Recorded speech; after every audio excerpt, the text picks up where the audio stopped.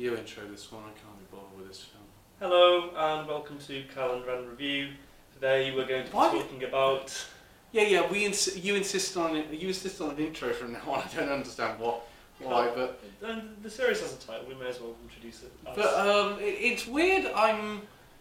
We saw a film today called The Party, which, like the film we reviewed yesterday, 11 Vincent, comes out on Friday, and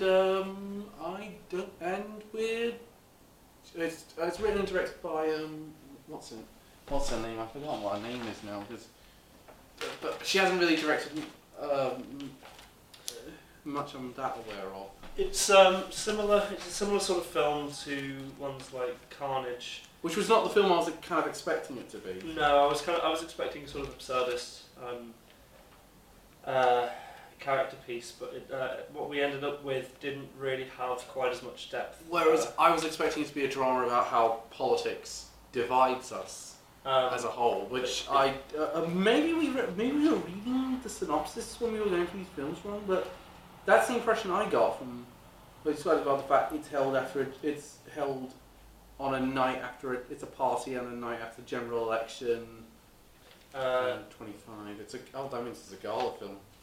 So, sort of setting the scene, we come in and find basically a celebratory party to celebrate one of the characters, Janet, just receiving the place as an MP, and it's sort of a dinner party to celebrate, this fact, and several things. Sally Porter, that's who's directed. Sally Porter directs. I mean, she's directed at least one film that I found alright. Which was? I'm trying to remember off the top of my head now, but I know I've heard her name and I'm certain she's directed something I enjoyed. So over the course of it, we find out more and more discourse and issues that cause rifts between characters, and as the plot thickens, things become slowly more chaotic, and relationships break down. There's a lot of conflict between a lot of the characters, and yeah. You know what I find amazing? I find amazing that this film has an amazing cast, actually. It's got people like Kristen Scott Thomas, Timothy Spall, Cillian Murphy. Yeah, he's fantastic. He's a fantastic actor. I mean, I enjoyed him a lot in Batman Begins. Peaky Blinders is very good. 28 Days Later. Also very good. He's even quite good in some bad films. I mean, the film Red Lights has one of the worst twist endings I've ever seen in my life, and yet his performance was what really made it work. Well, no, it didn't make the ending work. The ending was it didn't make the film work. But I will say, at least he gave a very good performance. Performance. Anyone who goes on about M. Night Shyamalan having really bad twist endings needs to see this film, because even he would say that film had a bad twist ending. I thought the twist was one of the redeeming things about it, because I didn't really see it coming, and I thought it was. Whereas I'm the opposite to you. I thought the film up to that point had been pretty good, and then the twist ending happened and completely ruined it. We probably shouldn't have mentioned the fact that it was a twist ending. The Red Lights is building to a twisted ending. Yeah. For anybody who hasn't seen it. Yeah. But when it comes to this film, we always start with you, Ren. So what did you think? Like films like Carnage and plays like An Inspector Calls, where you're sort of delving into the characters, their intentions, their beliefs, their morals, their relationships. You really want to focus on giving those characters depth and allowing them to speak for themselves, the reasons why they hold these motivations and moral compasses, basically. And what this film does is a very unsubtle way of making the characters talk about why they are the way they are. So and talk. Yeah. And talk. Yeah. And talk. Yeah. So I mean, the way it should be done. So one prime example is Timothy Spall's character, I can't remember the actual character's name, begins sort of just saying about why. So he's like basically a very intelligent thinker. He turned down the position at Yale as a professor to... Which they made a joke about being Harvard, and actually it's Yale. Yeah, to support his wife in the run for becoming an MP. And he basically just says, he basically just divulges why he has why he's lived his life the way he has, and it's instead of sort of inferring his motivations and his rationale of thinking through interactions with other characters and his actions and gestures, and instead it comes down to he basically gives a soliloquy and people sort of tune in and you're like, oh okay, so that's why he is how he is. So, and they overload it with characters telling us about themselves instead of us being able to read what we can from the way that they act, basically. You were very kind to this film. You were very kind compared to me because I really did not like this film at all. Mm-hmm. I just found it. I found it to be pretentious. It followed the one basic rule of film: show, don't tell. It doesn't follow that. I've never really been a fan of these whole films that try to be these sort of play film hybrids. I said it to you at the time: make a play or make a film. Don't try to smash the two together because they're two completely different mediums and ways of telling a story, and they're suited for different sort of environments. This is not suited for a film environment. No. Well, really. I mean, this one specifically. I think this one specifically, Carnage is an example of where it kind of worked. I really enjoyed Carnage, and I think they did a lot of the things that this film didn't really achieve. Because that sort of showed how little things can continually cause things to spiral out of control and relationships to break down, whereas this one is like one thing and then suddenly it all breaks down. Well, it's not even one thing. It's several like truths coming to light, but as a result of one specific trigger. Anytime one of the revelations came out, I was always expecting a lightning clap to appear in the background. Well, yeah, and I mean, some of it was quite funny. The comedy was quite absurd, and which is weird because that's one of the things we disagree on. Because I didn't find much of it very funny at all. Well, no, I mean, the thing was the majority of the humour came from one character. I feel in particular. Oh, she was Patricia Clark. Is that? It is Patricia Clark. It's Patricia Clarkson's character, April. No disrespect to Patricia Clarkson. She does a pretty decent attempt at it, but her character is so annoying. Well, it's not even that she's just annoying. So they write this cynical character that basically is a caddy for all of the witty quips that the writers can come up with and shove onto one. So she's incredibly cynical, incredibly detached from all of the stuff that goes on, and always willing to give a sort of always willing to give a cynical view on the cynical commentary on what's happening over the course of the film. And as a result, she's given all of these witticisms that people just blankly laugh at without actually immersing herself in the story. And it really does break the overall storytelling, I think. Anyway. And then there's that German life coach who's played by what's his face. I think your objection with that character is mainly just because you don't like life coaches. No, and he does that whole thing of Western medicine is a big scam idea, which I'm staggered people still believe that now. No, what does Western medicine stand for us? Oh, I don't know, the polio vaccine, the fact it's wiped out smallpox. Yeah. That you don't die from getting the flu. That a lot less people now die from getting the flu. Yeah. And it's one of those. If I was in that position in real life, well, I hated all these people, but if I was in that position, he'd be the one I most want to smack over the head. Yeah, understandably so. Because he's constantly trying to interfere in a way that he does not understand at all. Yeah. But issues that he could not possibly have a good reason to take apart, and then he just interferes in it. That's what this film is. It's a bunch of people interfering. But I think that the way the other characters respond to him is more a criticism of that stereotype of life coach thing. I don't think.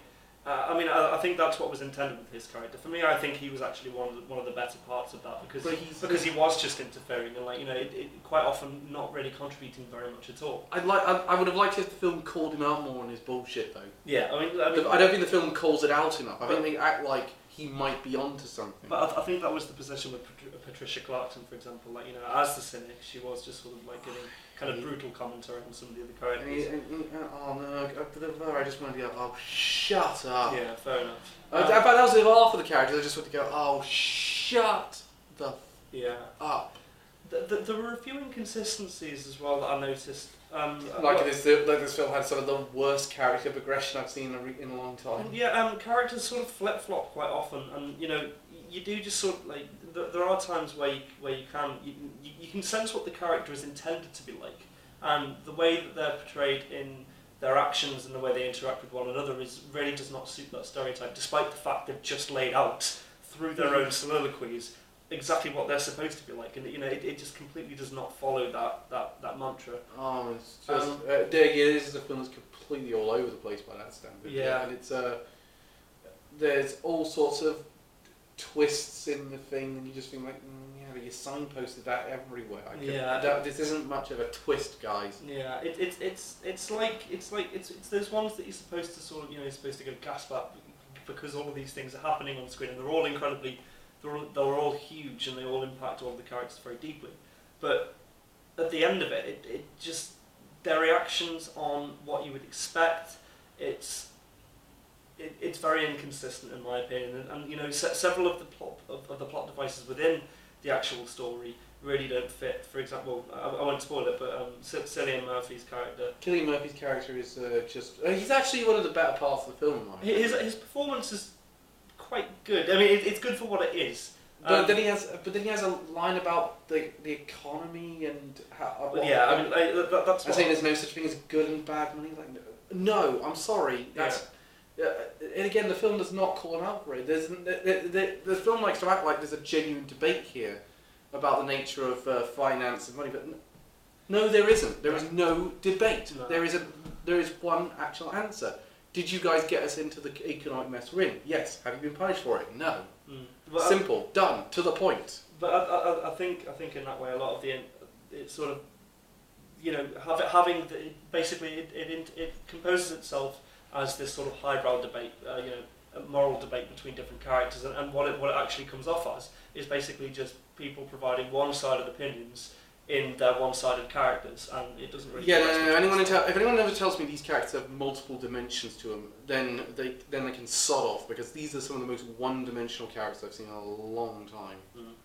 But overall, it's annoying because I really think all these actors have been in things that I thought have been very good. Yeah, I mean, with the cast as good as that, I was expecting something really, I was expecting something quite pretentious, and what I think we both got was something that was trying to be quite deep and questioning, but in the end really didn't. No, I'm going to disagree with that one. I think they thought they were being deep and questioning. No, that's what I mean. They tried to be, but but in reality, they're really not. They're not. It's nothing really that deep about the film. It's very. It's a very confused film as well, I think. Yeah, It never can sort of pick an answer and say. In fact, there's actually a twist towards the end of the film. They kind of signpost a twist at the beginning, because we see at the very beginning of the film, we see Kristen Scott Thomas's character holding a gun at the audience, where hence sort of the plaything, and it's no question in your mind by about the midpoint of the film, you know what's going to happen. Yeah. I mean, don't talk any more about it. I'm not going to talk any more about it, but I'd say that's the very first shot of the film. And it's very difficult to talk about this film because it's only 71 minutes long. Yeah, so I mean, again, that was one of the things that baffled me as well. I was like, but by the time we'd reached the point at the start of the film, by the end of it, I was like, wait, hang on, shouldn't there be like an extra 20-30 minutes on this? I want to know more. As the reactions and the interactions between the characters that we had were so limited that it didn't feel like we were at that point yet where we were able to reach the ending. I was actually quite glad it ended up as soon as it did, because I wanted this film to be over. Well, it was kind of a bit of an art experiment gone wrong, I think. They tried to have all of the they tried to have this deep sort of interesting conversations between the characters, but ultimately fell short, I feel. But yeah, so recommendation, Carl, what would you say? Avoid at all costs. Yeah, I would say if you have to see it and you have any curiosity about it, rent it. Yeah, well, yeah, I mean, I would say before watching this film, go and see Carnage and compare the two. Yeah, no, I would say rent Carnage, then rent this film, and you'll see that Carnage did it much better. Yeah, I mean, or watch in reverse order. No, I think if you watch in reverse order, you'll be a lot more forgiving to it, and you might know spoilers. You'll realise how bad it is if you see Carnage first. It's one trying to slot itself into the same sort of genre and the same niche, but doesn't really do a really good job, I don't think. But yeah. Right. By the way, we saw this at the Embankment Gardens Cinema again, which is really cool. And I really enjoyed going. It's one of my as I say, it's one of my favourite cinemas to go to now because I've seen so many great films there like this, and there was Yawning was there last year. Did you just say this? No, I didn't say that. I forgot. We saw Wonderstruck there as well. Wonderstruck, that was what I was on about. Yeah. Wonderstruck, I was meant to say. Yeah. So I've gone back to the past now. But I loved Yawning, and this has been a real damper on my experience being there. Yeah. And what annoyed me is I felt like everyone around us bought it. Well, yeah, again, the majority of the laughs came from the one character, which I felt was kind of aimed to carry the whole thing, or at least aimed to provide most of the humour. But for me, it was a little bit too highbrow, hoity-toity sort of, or trying to be again, which is why I think it appealed to maybe some other people and didn't really get. I mean, a lot of people might say, "Oh, we're too young to really appreciate it." Which, for one, I think that's I think that's condescending, because I don't think. Because that implies that that if something's aimed at a certain market, it won't appeal to other markets. Also, it assumes that you have no intelligence by that same standard, because they say, oh, well, they're not clever enough for it. That's basically what you're saying if you say it's not aimed at a more mature market. And also, I'd say the same about films aimed at older audiences as I say with kids' audiences. Just because it's aimed at that audience doesn't mean you have the right to make it patronising and dumb. Yeah, or to dispel other people's views on it, despite the fact it's not the intended audience.